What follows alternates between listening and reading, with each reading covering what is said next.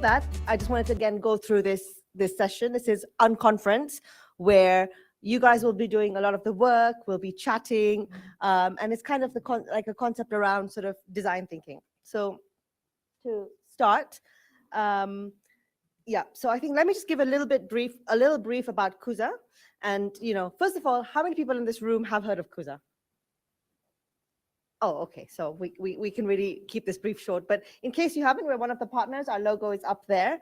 And what Kuza believes, and I think at the heart of Kuza's model, is how do we help sort of the ecosystem, the agriculture ecosystem, the smallholder farmer, but we do it through two very interesting pieces.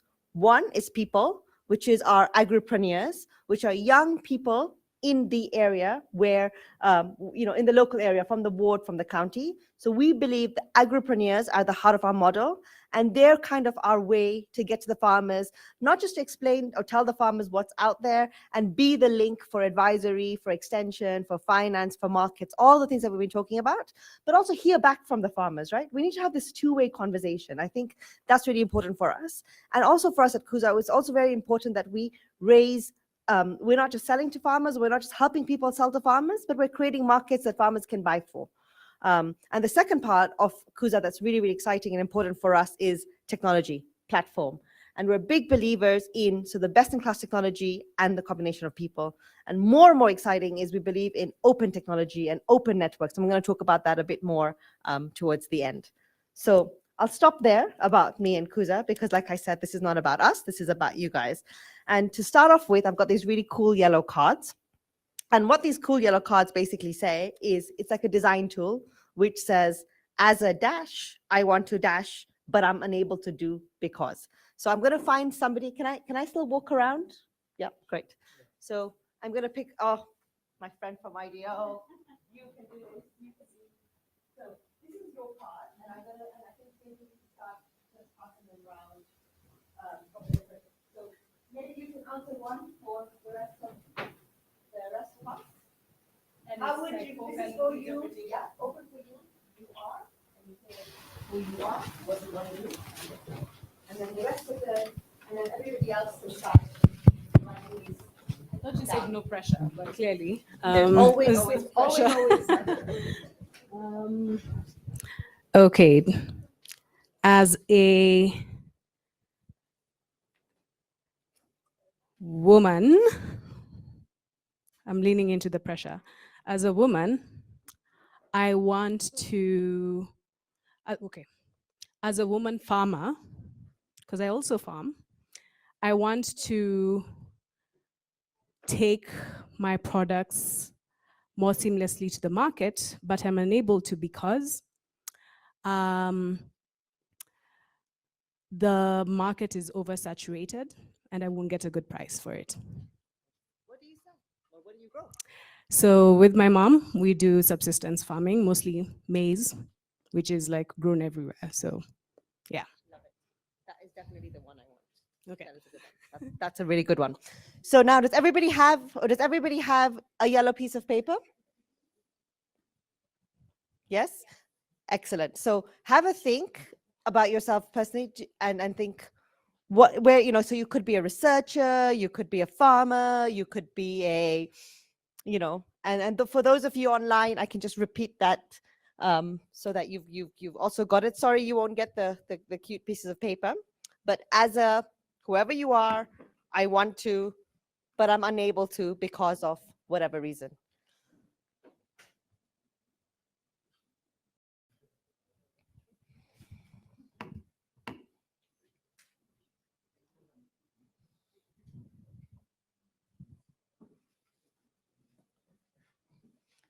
So we're going to give us around a few minutes just to do this. And then just to make sure that you're really doing it, I'm going to pick on a few people to give us your answers. So pretend like you're working super hard and I won't pick on you. Okay, let me start at the back, right at the back of the room, people who thought they were going to hide at the back. Yes, go on. Maybe you can just read what you said. Okay, thank you. As a small-scale sunflower processor, I want to increase the scale by working with more farmers as well as improve use for farmers and enhance manufacturing practices. I'm unable to do this because of limited working capital for aggregation during harvest, as well as also contract farmers. Amazing. Okay. I love it. And where are you based? Where do you do? I'm based in Embu, Okay. working with farmers around Embu County.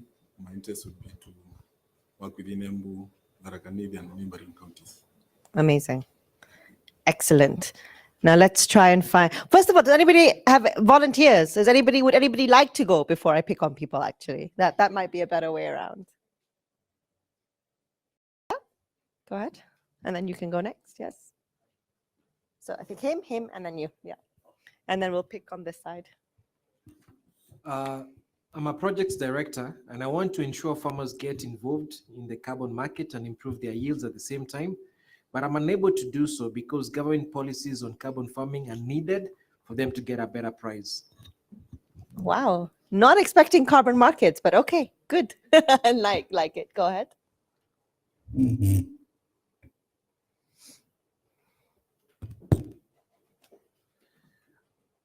As a project manager and reformed researcher, I want to develop and deploy tools that solves the needs of the smallholder farmers and build their capacity inclusively for increased production.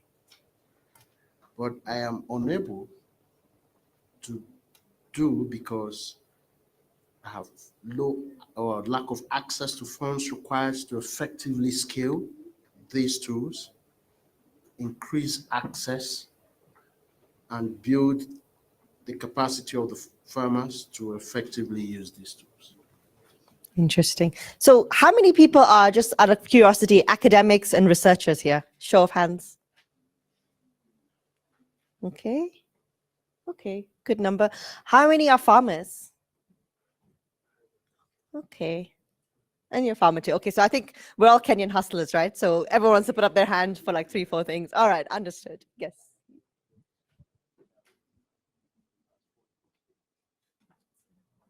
It's not working here. You can use my mic. Gertrude is my name. As a rural-based smallholder farmer, I want to talk to an expert and a high-level leader about my farming priorities and needs, but I'm unable to because speaking opportunities are mostly known by men in my community, and I'm limited by the tools which are presented in foreign languages. I would have loved to speak in my local language. And your local language is? Luganda. Excellent. Okay, let's do 1 or 2 from this side, and then we're going to move on to the next part of the exercise. Okay, great. Thank you. I'm a social policy officer.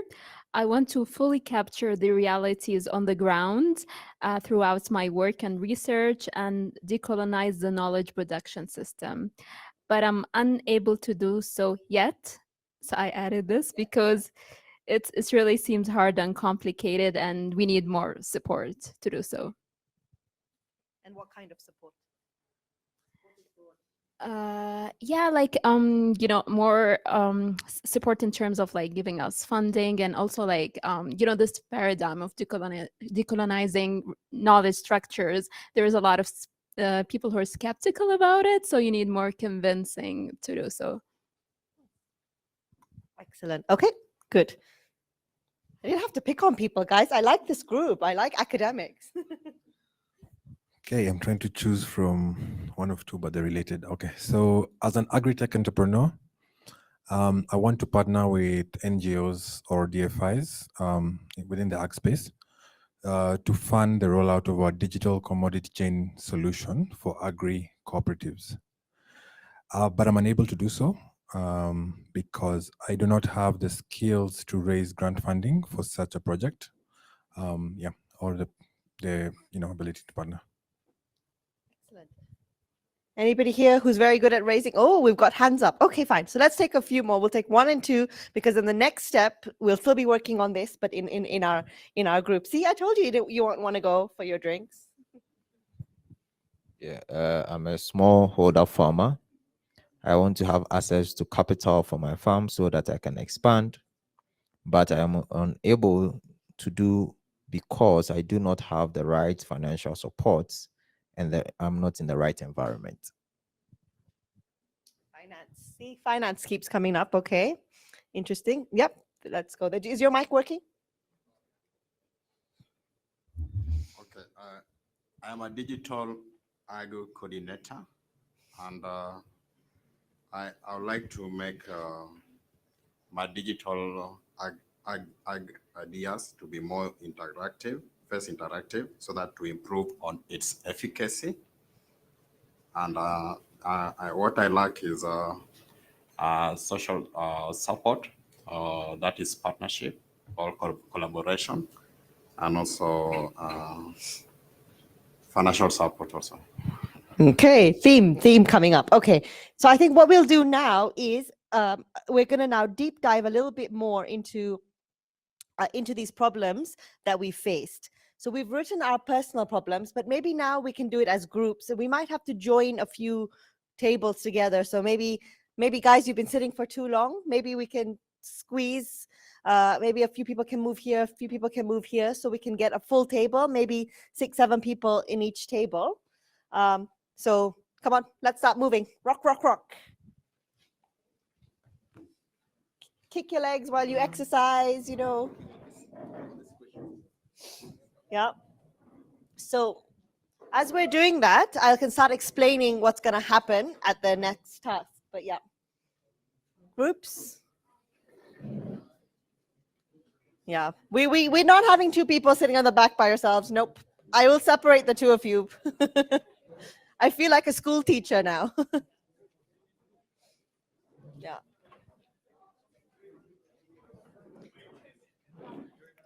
Guys at the back, you're not immune to this. He's just like, he's ignoring me. He's actually literally ignoring me. Yeah, I'm going to keep standing there until you join a table. Great. Okay, so yeah. Great. So now what I think we want to do is, you guys will have different problems and that's fine. But really what we want to do is we want to, if you look at the last bit, I've said we have to prioritize the challenges. Now, some of you may have different challenges, and if you really, you can start by listing them down. So it might be the finance, it might be the markets, it might be, I don't want to kind of say what the challenges are, but really think through these challenges. So what are these challenges that you've personally experienced? And what do you think are the underlying causes? And this is very important because we have to think, I think somebody said, as a smallholder farmer, it's it's lack of markets, right? Because everybody's growing the same thing. But can we go deeper? Why is everyone growing the same things? Why is this a problem? And really, really try and think about that root cause. What do we think is this big challenge? And also think through why these challenges exist. Are they patterns or trends? Because there might be some patterns or trends, there might not be. And then let's kind of prioritize these challenges.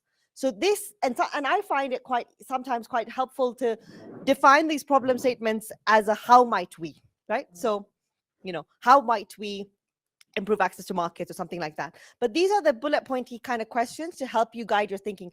This is not the questions. You don't have to sit there and answer each one of them. Think of them as a guide.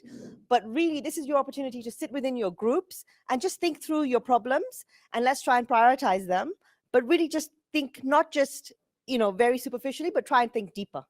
So we'll give, and I'm conscious of time. So what we'll do is we can give you about, let's be specific, like about 7 minutes, and then we'll present. I'll be timing.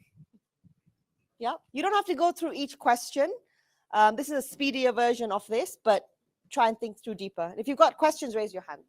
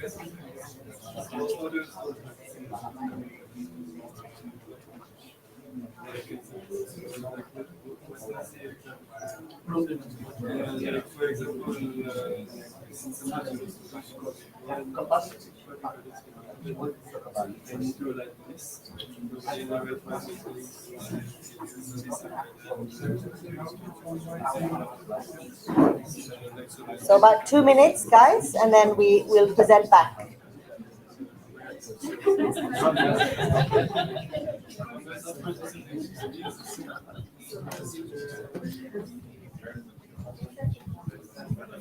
Actually, I was really real because what I want is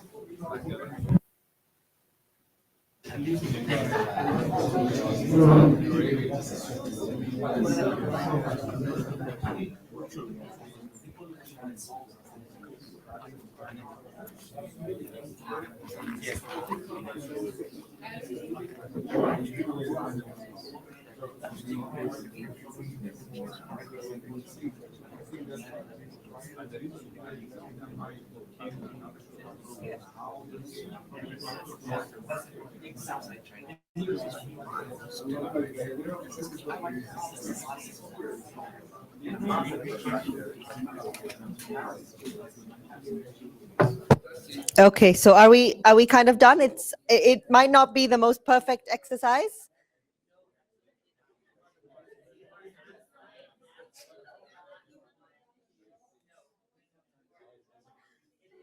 Okay, guys, are we ready to start presenting back? It doesn't have to be a perfect exercise, but we can start.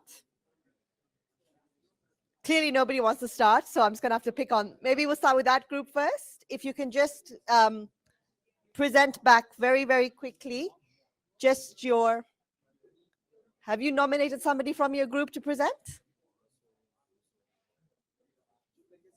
You can just speak to whatever we've said. Okay, I think everyone, let's hear back from the groups. I think it'll be really interesting to note what everyone else has done. Okay, do you want to go? Should I start being a school teacher? Okay, do you want to use this mic? Yeah. Okay, we were still discussing, but a few issues, those challenges we've identified. Okay. We were still under discussion. Sorry.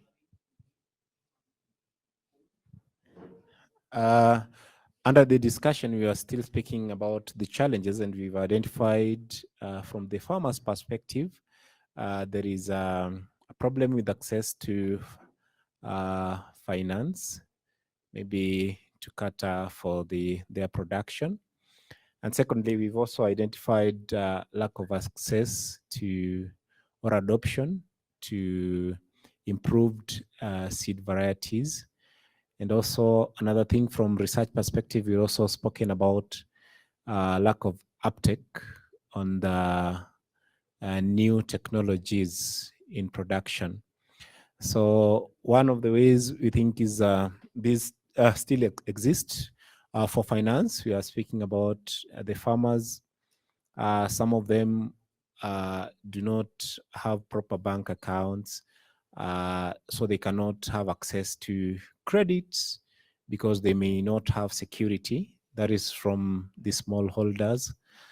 And then on the uptake of research, most of them is in blueprint, and farmers may not always be going to the websites to look at the new researches that are coming in.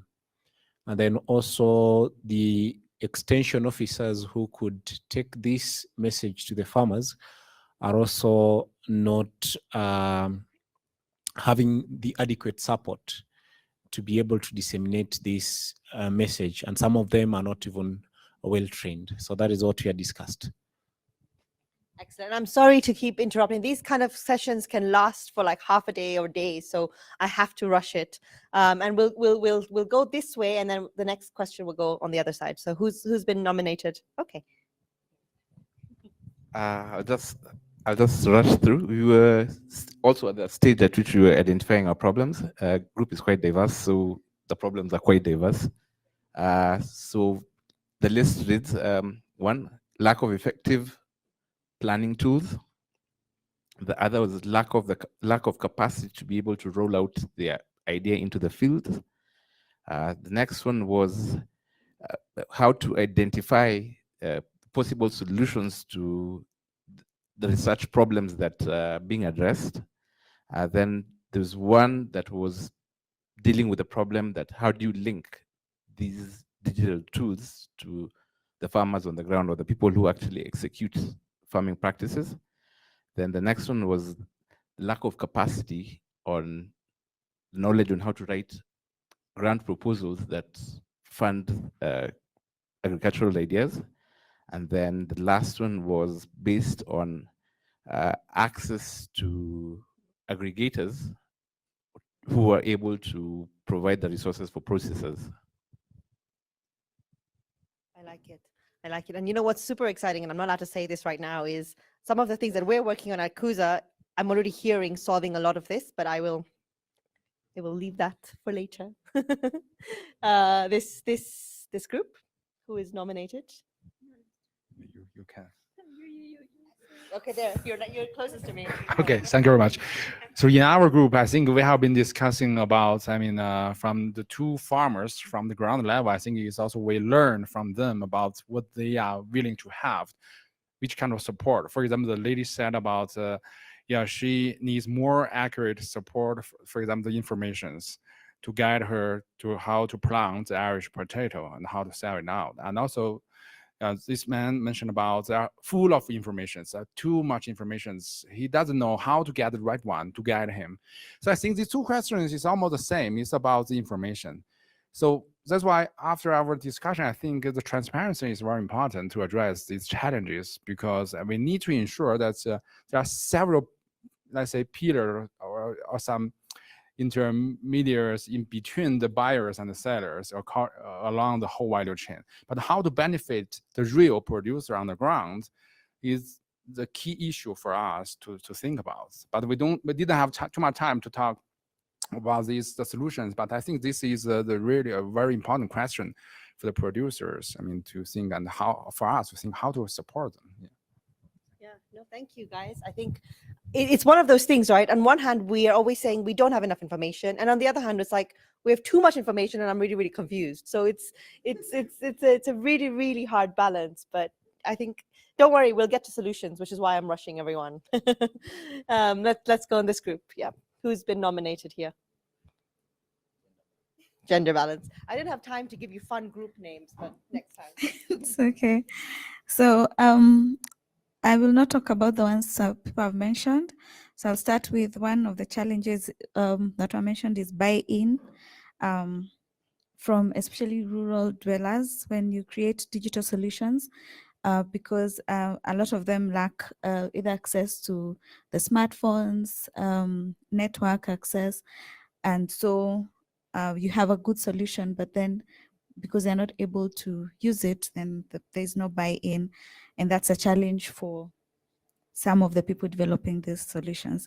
Then the other one is lack of policies that also affect the work that's being done. And then language barrier, someone mentioned language barrier, because a lot of this information is coming in English and you're giving it to farmers, some of them who are illiterate, semi-literate.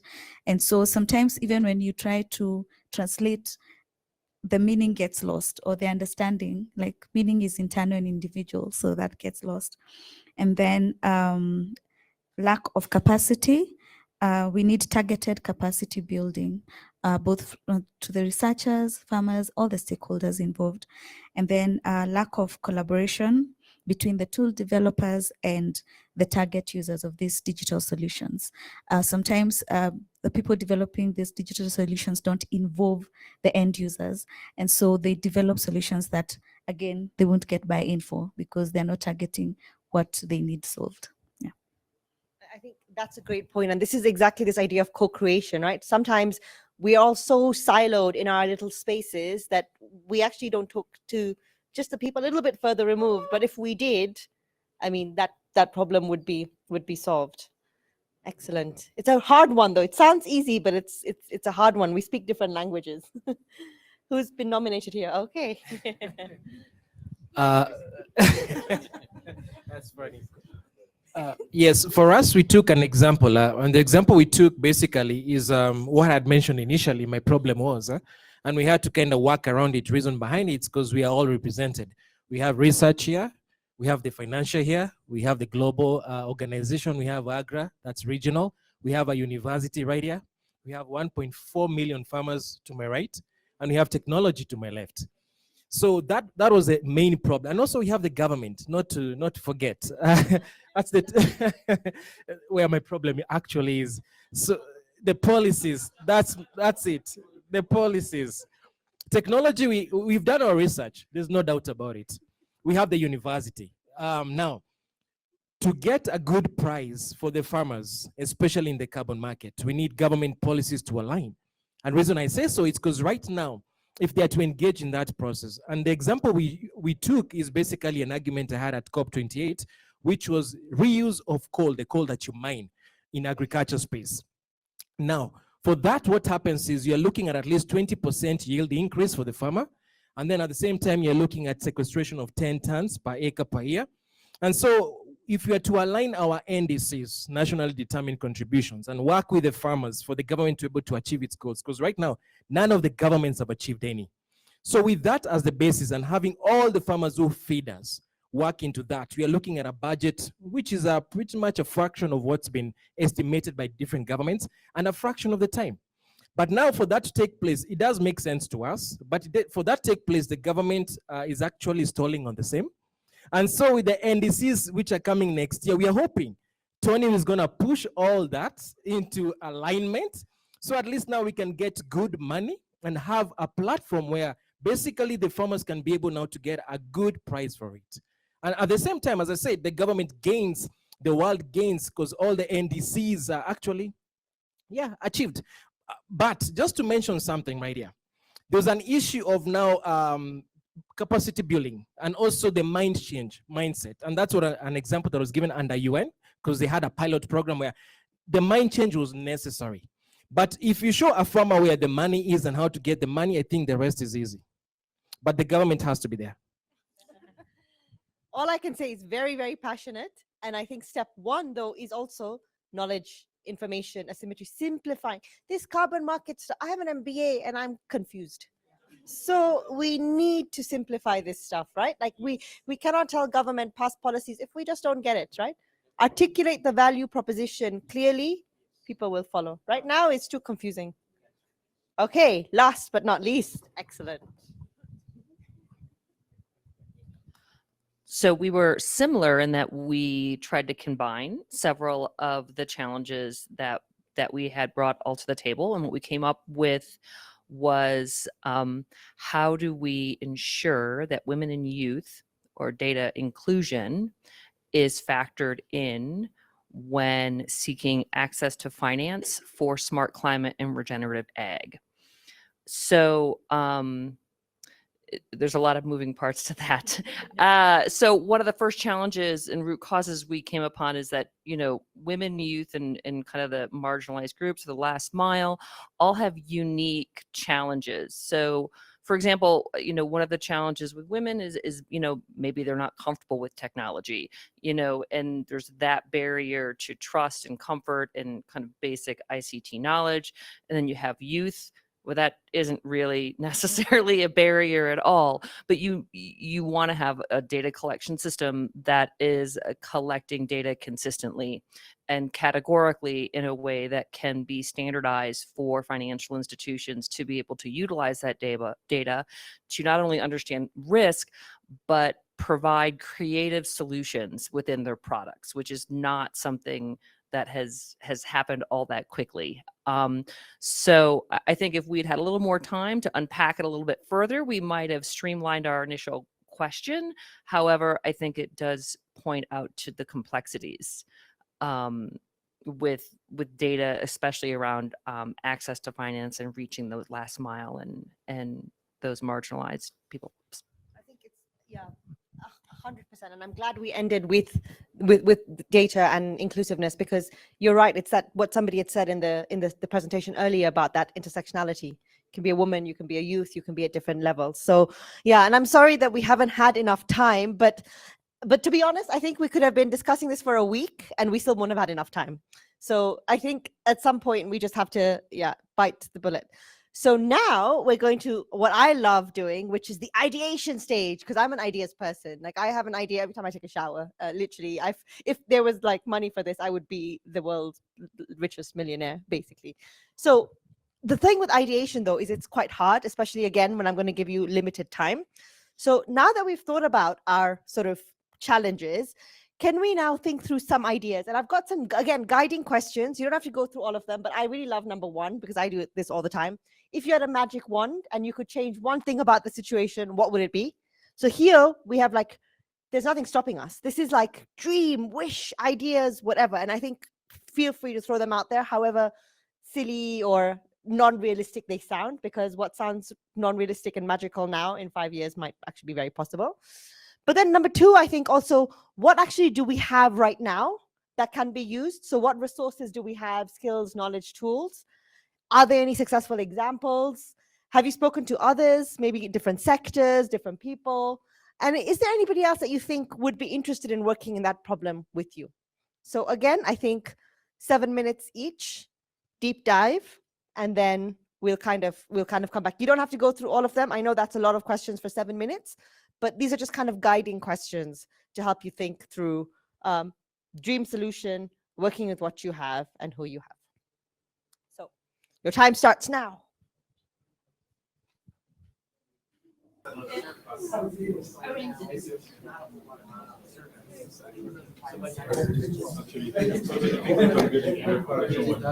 Okay, I think we're out of time.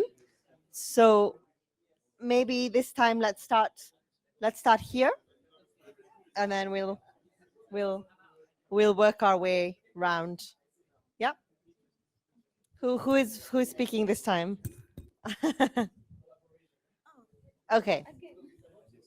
All right. So now we're kind of solutioning a bit more, and thinking through what problems we've solved. Yes. So for us, for the first question, we decided to focus on the challenge on buy-in. So if we had a magic wand, in an ideal world, everyone would be literate. They would have access to smartphones, data, and so By data, you mean like connectivity data? Connectivity, Okay. yes, Yeah. internet access. So that would be the perfect world. If we could, that's what we would do. So your magic solution is everybody being literate, connected with okay. Yeah. So And you think if that happened, you would solve the challenge of buy-in, we would solve the challenge of so buy-in. your challenge of buy-in right now is an infrastructure challenge. Yes. Okay. Yes. Okay. And so And electricity. Okay, fine. then for question number 2, what do we have right now? We already have a multiplicity of partners who are working in the digital space. And so what would need is collaboration among partners so as to avoid so to find useful ways of using resources to avoid duplication. And Okay. then for number 3, if there are any success stories, one of us shared a success story from the ATPS with one of the artificial intelligence projects, the AI for FS. And it's here in Kenya, where the grantee worked directly with the farmers, and they developed the tool, the PEMOST detection tool with the farmers. And so they have, initially when they started, they had 25 farmers. By the time we finished, they had 82 women had already started using the app. We saw more people now people are even buying smartphones because they could see that it's helping them, and so they took interest. Even the ones who initially did not want to adopt, they ended up doing, and it was a very successful project. And then, so one of the ways to answer now number 4, why that was a success, was because they partnered with other agencies, not just the researchers and the farmers, but we also worked with the CSOs who helped us reach the farmers and talk to them, because they already have existing relationships, as opposed to the researchers going to talk to them directly. And then we also saw there's opportunity to work also with private sectors, because the researchers won't necessarily develop the tools, but they can work with private sectors such as tech designers who can work with them, they can partner with them, and also government parastatal. So that collaboration also helps to get the success. Yeah. I love it. So you actually identified your problem and solved it with an example. So yeah, but your ideal world scenario sounds amazing, not just in this sector, but in kind of every sector. So it's one of those, let's see, maybe. What about you guys? Who's going? Any one of us can do it. Okay. Question number 1, ideation. If you had a magic wand and would change one thing about situation, what would it be? Collaboration, pretty much. That's what it boiled down to. Reason behind that is, as much as we have policies, there's a lot that needs to be disseminated, decentralized from many offices. Our friend from Tony Blair talked about basically all the policies, all the paperwork each government has, and nothing is going down to the common farmer, which is true. So there was that example. Now, when it came to incentives, also that was kind of pointed out by FAO right here, UN. Reason I say so, it's because the farmers do need an incentive for them to be able to kind of engage in what you're trying to push into the agenda. Because what you're looking at is by year 2030, none of the governments have achieved their goal. And if agriculture is the shortest gateway, why not engage with that? But another issue was brought in that as much as our argument was that coal is a quick fix for sequestrating as much and also improving as much yield and also making sure it's not being used in the energy, we still need the long-term engagement of farmers in practices that enable the continuation of that. So we have a short quick fix, but also we need the long-term also. So so we cannot negate that. So in terms of resources or assets, all that down just boiled to basically having the right policies and also at the same time having dissemination of the information to the farmers, something you had also pointed out. So you both have basically said the same things in different ways. I think this is what is getting really, really exciting, because all your challenges were slightly different, but your solutions seem to be converging. So let's hear who's.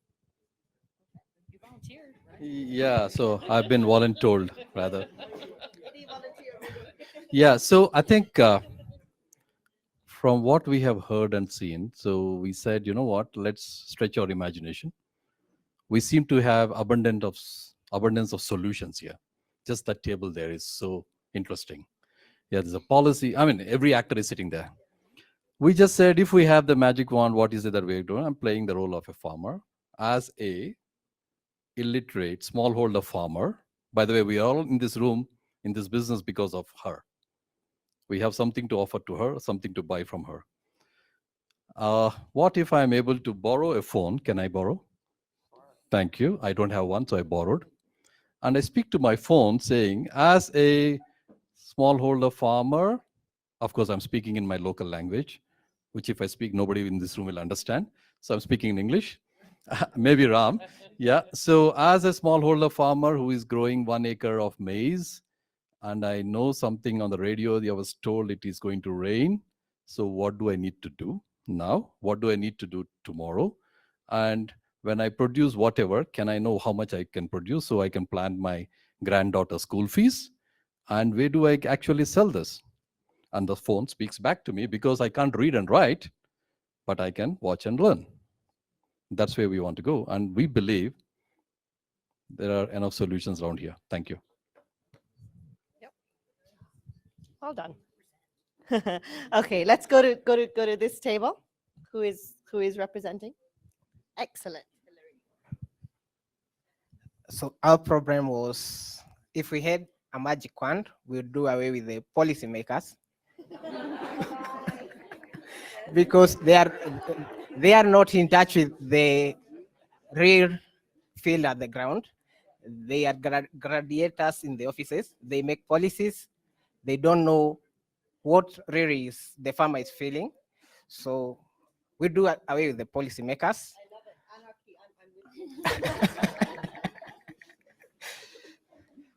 Then we would, if they still had to exist, we would tell them to implement whatever they are making, make sure that it's implemented, it's felt by the farmer. An example is, it works magic when the government decides or it hears we are funding that project, it works wonders. You see everyone on the ground working, and the solution is, once the funds are out, the grand idea dies with it. So it's more, policies are more of a cash cow kind of formula to those in power, not exactly addressing the person in the ground. I think this solution of no governments, no policies, I think we'll see. No promises there. No promises there. Okay, so this table, who's going here?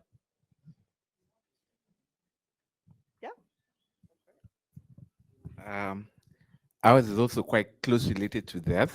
And if we had a magic wand, would wish for a one-stop shop for all the food supply chain players to get the resources and information from. And this platform or this one-stop shop needs to be transparent and include fair play from even the aggregators. That's the short. That one, very doable.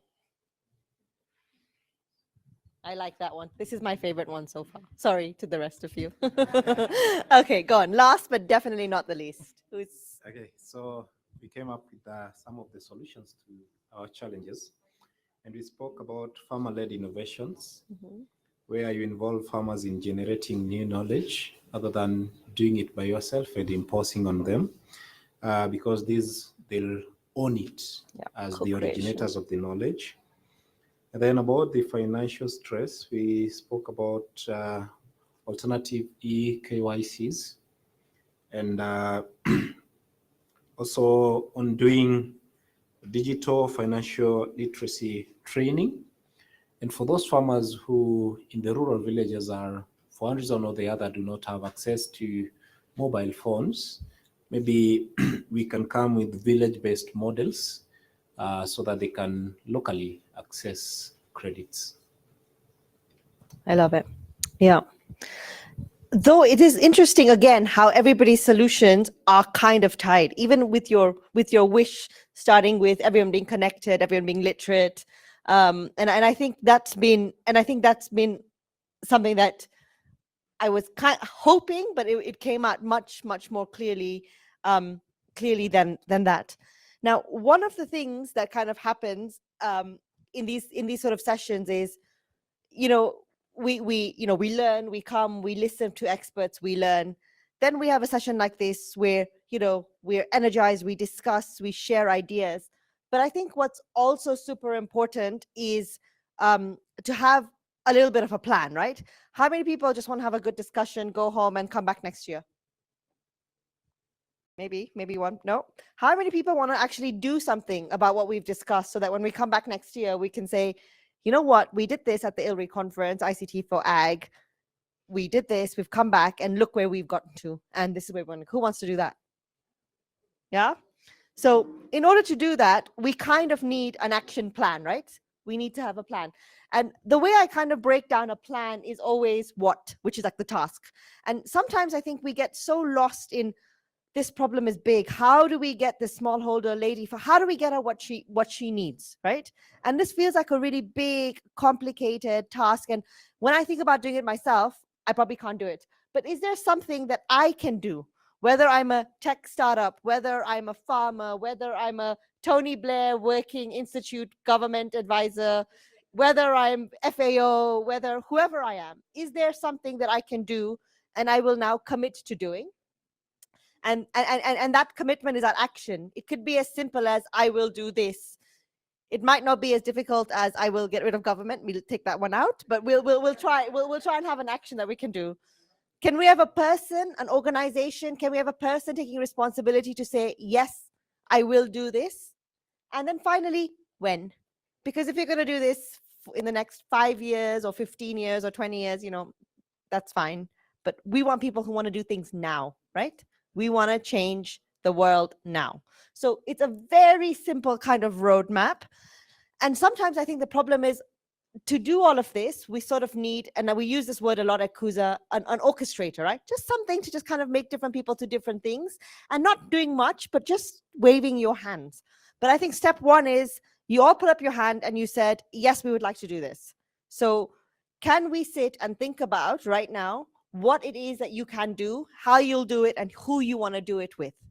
And I think that for us is really, really important. And I'm going to put my last slide on, and then it's a tiny slide, sorry. But basically, we created a Google form, which basically allows you to just put in who you are and kind of just sort of what you do. Now, this Google form, though, and before you sort of go into it, I think I'll need to give you a little bit about Kuza. I know I said this wasn't going to be a panel, but Sri, maybe do you want to come up and share a little bit about Kuza and what we've sort of designed? And what we have designed at Kuza through this one network is how do we bring different people together? So Sri, maybe as the founder of Kuza, you can just sort of guide us through it so that when you see this form, you're not confused. And then feel free to chip in. Yeah, thank you, Sheena. Let's give a big hand to Sheena for energizing us, re-energizing us, challenging us, and many such things. Yeah, thank you so much. I was a bit worried when the session was running a bit late, but Ram, we will try. We stuck to the time and we kind of rejigged a little bit so that we can continue this conversation over drinks. I know they're waiting out there. But most importantly, how many of you have set a goal? Like the New Year goal, I want to lose weight, I want to do this. Yeah. I'm sure all of us, right? Okay, good. So we are in the middle of the year and I know where we are. So as Kuza, we've actually been interacting with close to 6 million people that we worked with over the last 10 years.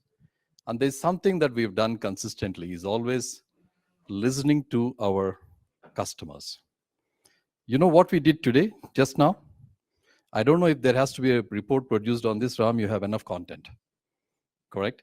And it took us less than an hour to kind of trigger this imagination and get to this stage where we not only challenged ourselves, we also not only defined the problems, but we also gave solutions away to the extent that this young man wants to let go anyway, we are not getting there. So the things that we learned over the years is, if you have a goal and the goal is in your head, there's a 1% chance you will achieve it. Yeah, if you have a goal and it's in your head, there's a 1% chance you achieve it.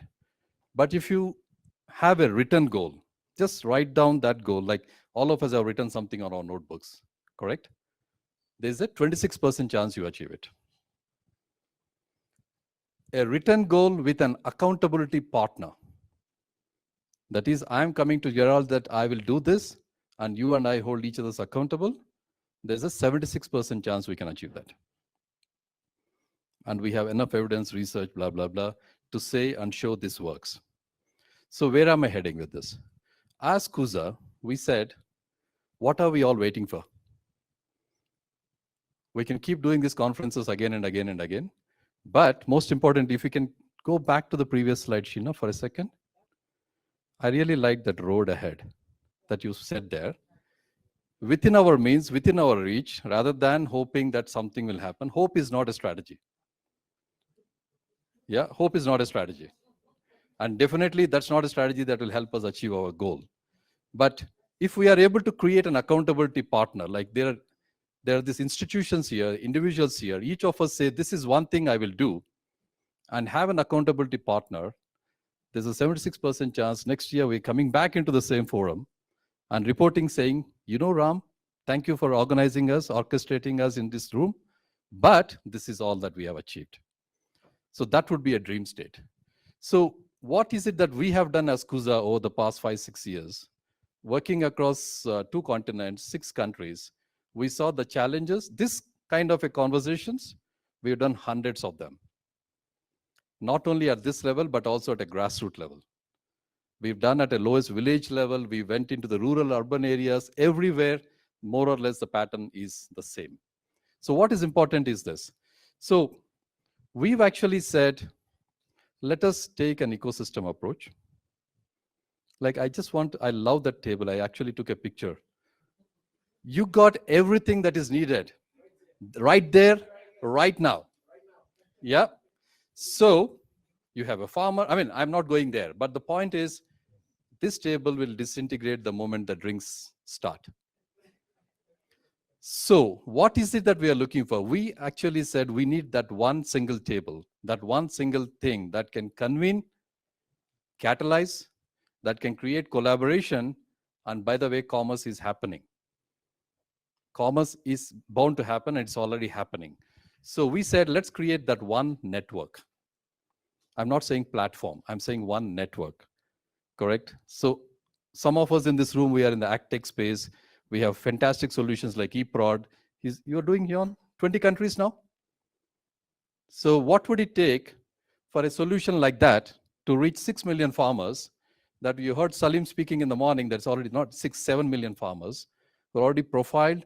It's all available. And what we need is these kind of solutions. So there are these point solutions, technology solutions. There are these farmers. This young man is a practitioner. He's doing, I don't know, so many crazy things. You are 30 years, 24 years, whatever. Yeah. So by the way, these young farmers are driving Range Rovers, guys. By the way, we all say, oh, agriculture is not, I can't use the word.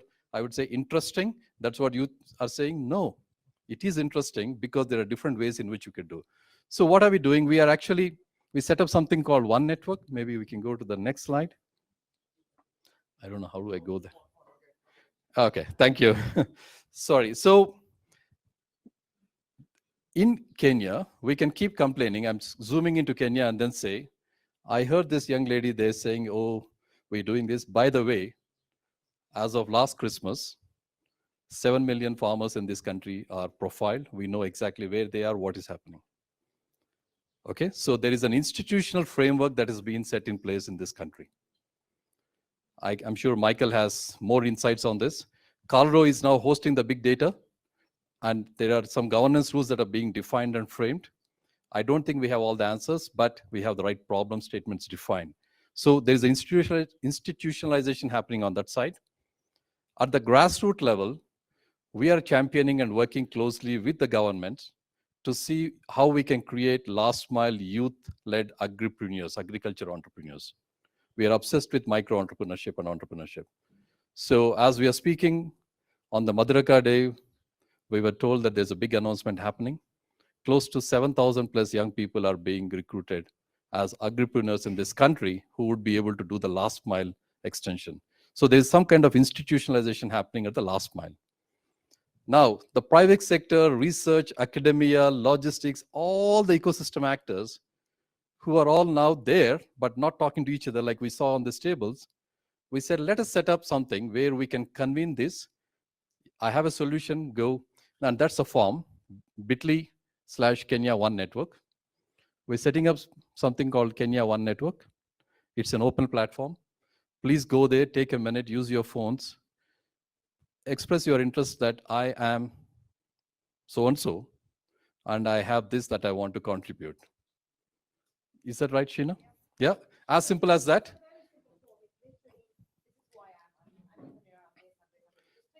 Just fill it in. No. Again, we are sorry, but the whole idea is let us hold each of ourselves accountable to see what we can do. But most importantly, I think it's all coming together. Ram, thank you so much for giving us this opportunity. Please remember it's bit.ly/Kenya One Network. Please go express your interest, and then let's continue this conversation. Thank you so much.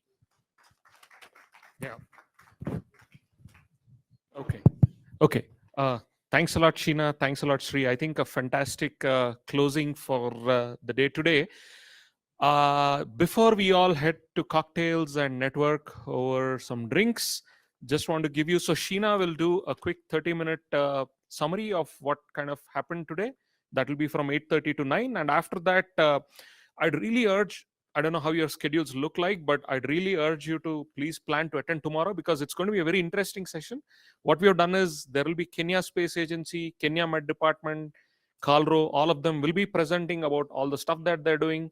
ILRI will also be presenting about some of the digital innovations that we are kind of testing and putting it out there. And then there will be a moderated discussion on how some of the stuff that we are all doing together, how could that be institutionalized with the existing Kalro initiatives, right? So it's going to be a super interesting and a very open discussion. So I'd really request, if your schedule permits, kindly try and join us tomorrow as well. Yeah. Thanks a lot for being with us. I know it's a super long day, but we all deserve a good break now. So let's all head that way. So you just need to step out of this room from that door. Walk right, you will see some big tents. That's where the cocktails are. Okay. Thank you all once again. No, I would. You and I, we can leave, but then I'd urge all the others to basically pick up your stuff.